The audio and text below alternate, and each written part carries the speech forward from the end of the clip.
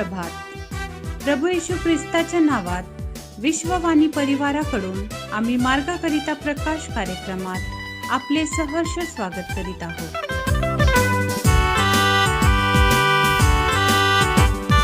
येशू हाच प्रभू आहे, जगाला आम्ही हे सांगणार. येशू हा मुक्तिदाता, अजाण आहे त्यांना आम्ही सांगणार. पाठवणार, सांगणार, सर्वांना ऐकविणार.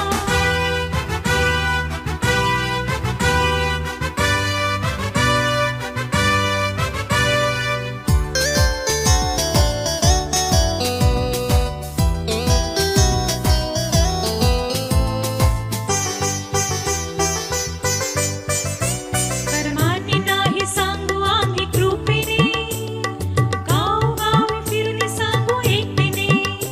कर्माने नाही सांगू आम्ही कृपेने, गावोगावी फिरून सांगू एकतेने.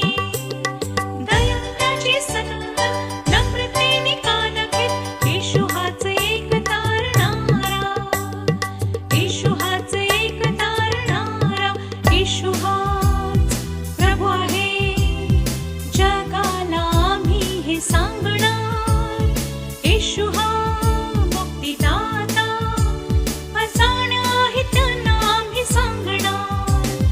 पाठवणार, सांगणार, सर्वांना ऐकविणार.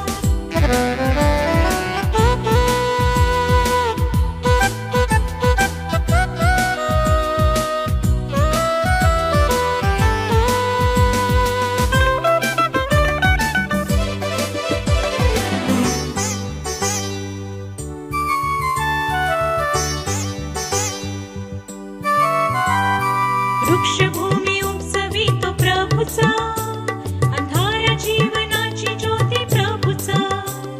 वृक्षभूमी उपसवितो प्रभूचा, अंधारा जीवनाची ज्योती प्रभूचा. जीवन तसे कान ओझाने भरलेले असो, माझ्या जवळ या प्रभू बोलावितो.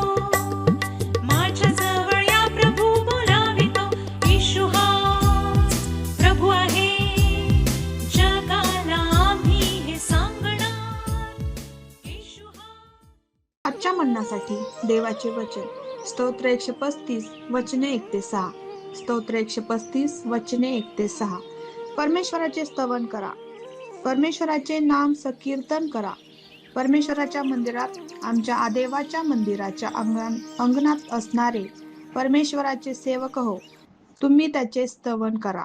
परमेश्वराचे स्तवन करा, कारण परमेश्वर चांगला आहे.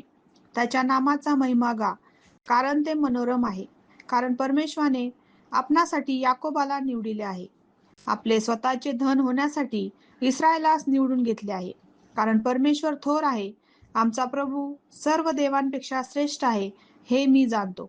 परमेश्वराला जे काही बरे वाटते ते तो आकाशात व पृथ्वीवर, समुद्रात व सर्व जलाशयात करतो. देवबाप असलेले वचन आपणा सर्वांसाठी आशीर्वादित करो. प्रभू येशू ख्रिस्तामध्ये विश्ववाणीच्या आमच्या सर्व श्रोत्यांना सप्रेम सलाम.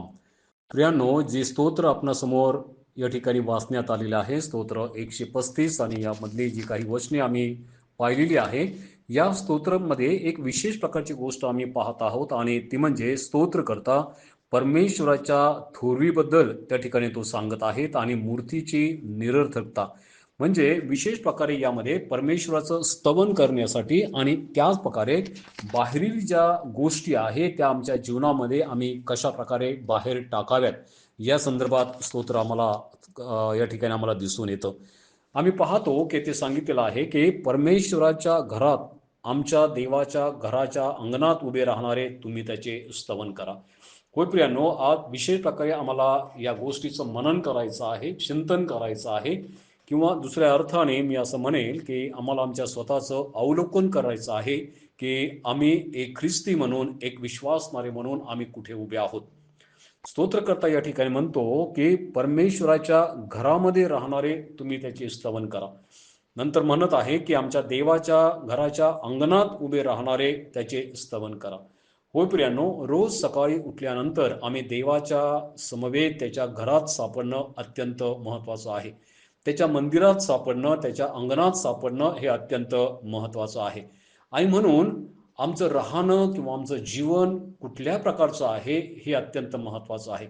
निश्चितच या जगामध्ये आम्ही राहत असताना चारी बाजूला आम्ही पाहतो की सैतानाचं जाळं जे पसरलेलं आहे, यातून आम्हाला बाहेर निघणं अत्यंत कठीण असं आहे. परंतु तरी सुद्धा या जगामध्ये राहत असताना आम्ही देवाच्या समवेत त्याच्या संगती राहणं अत्यंत महत्त्वाचं आहे. कारण की आम्हाला माहित आहे की सैतान हा आमचा शेवटपर्यंत पाठपुरावा करणार आहे. शेवटच्या श्वासापर्यंत तो आमचा पाठपुरावा करणार आहे की आम्ही कुठे पडतो, आम्ही कुठे चुकतो आणि कुठं आम्ही देवाच्या घरापासून आम्ही बाहेर निघून जाऊ किंवा कुठे आम्ही देवाच्या घराच्या अंगणापासून आम्ही आमच्या स्वतःला आम्ही दूर घेऊन जाऊ. आणि म्हणून आम्ही त्याच्यामध्ये न सापडता परमेश्वराच्या घरात आम्ही राहणं, सापडणं अत्यंत महत्त्वाचं आहे. यासाठी की त्याने आम्हाला निवडून घेतलेलं आहे. 4थ्या वचनात सांगितलेलं आहे, कारण की परमेश्वराने आपणासाठी याकोबाला निवडून घेतलेलं आहे. आज त्या परमेश्वराने आम्हाला या जगामधून, या संतानामधून त्यांनी आम्हाला निवडून घेतलेलं आहे, यासाठी की आपले स्वतःचे धन होण्यासाठी, आम्ही त्याचं धन होण्यासाठी, आम्ही त्याच्यामध्ये राहण्यासाठी त्यांनी आम्हाला निवडून घेतलेलं आहे. आणि म्हणून खरंच परमेश्वर आमचा अत्यंत थोर असा आहे आणि आमचा प्रभू सर्व देवापेक्षा थोर आहे हे आम्ही जाणणं अत्यंत महत्त्वाचं आहे. आणि म्हणून पुन्हा एकदा आज आम्ही हा विचार करूया की मी देवाच्या घरात सापडतो का? मी देवाच्या घराच्या अंगणात मी सापडतो का? आणि जर आम्ही देवाच्या घरामध्ये सदोदित आहोत तर निश्चितच जगाच्या सर्व वाईट कल्पना, सैतानाच्या सर्व चालीरीती या प्रत्येकापासून परमेश्वर आम्हाला दूर ठेवेल. तो नेहमी आम्हाला त्याच्या घरामध्ये, त्याच्या अंगणामध्ये कायम उभे करेल. आणि म्हणून हा प्रयत्न आम्ही करूया की सदोदित प्रभूच्या संगती, येशूच्या संगती आणि पवित्र आत्म्याच्या संगती अगदी आमच्या जीवाजीव आहे तोपर्यंत त्यामध्ये राहण्याचा आपण प्रयत्न करू. प्रभू परमेश्वर करो तुम्हाला आशीर्वाद प्राप्त हो. प्रार्थना करूया आम्ही. प्रिय प्रभू, जगाच्या वाईट गोष्टी, सैतान आणि सैतानाच्या सर्व प्रकारच्या वाईट कुयुक्त्यांना प्रिय पवित्र बापा आम्ही बळी पडू नये. परंतु प्रिय पवित्र प्रभू ख्रिस्ता, आम्ही आमच्या स्वतःला तुझ्या घरामध्ये सापडावं, तुझ्या अंगणामध्ये आम्ही सापडावं, तुझ्या स्वर्गामध्ये आम्ही सापडावं. म्हणून प्रभू, जे आयुष्य तू आम्हाला दिलेलं आहे त्या आयुष्यामध्ये जगत असताना पवित्रतेमध्ये चालण्यासाठी आम्हा प्रत्येकांचं सहाय्य कर. येशूच्या नावात ही प्रार्थना केली म्हणून तू ऐक. आमेन. अद्भुत कार्य करणारा प्रभूचा, द्वार उघडे ठेवणारा प्रभूचा, अद्भुत कार्य करणारा प्रभूचा, द्वार उघडे ठेवणारा प्रभूचा. सैतानाचे येण्याचं नाही, काय वेळ थोडा हात नाही, कार्य जे मिळाले ते महान आहे, कार्य जे मिळाले ते महान आहे. येशू हाच प्रभू आहे, जगाला आम्ही हे सांगणार.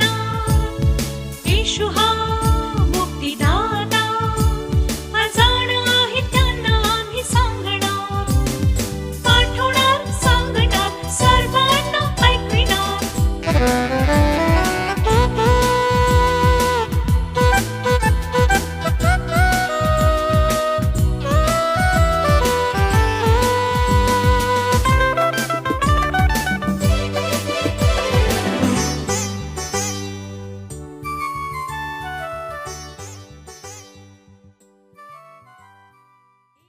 त्याप्रमाणे तुमचा प्रकाश लोकांसमोर असा पडू द्या की त्यांनी तुमची सत्कर्मे पाहून तुमच्या स्वर्गातील पित्याचे गौरव करावे. आपल्या प्रार्थना विनंत्या कोणत्याही वेळेस विश्ववाणी प्रार्थना केंद्राला टोल फ्री नंबरद्वारे कळवू शकता.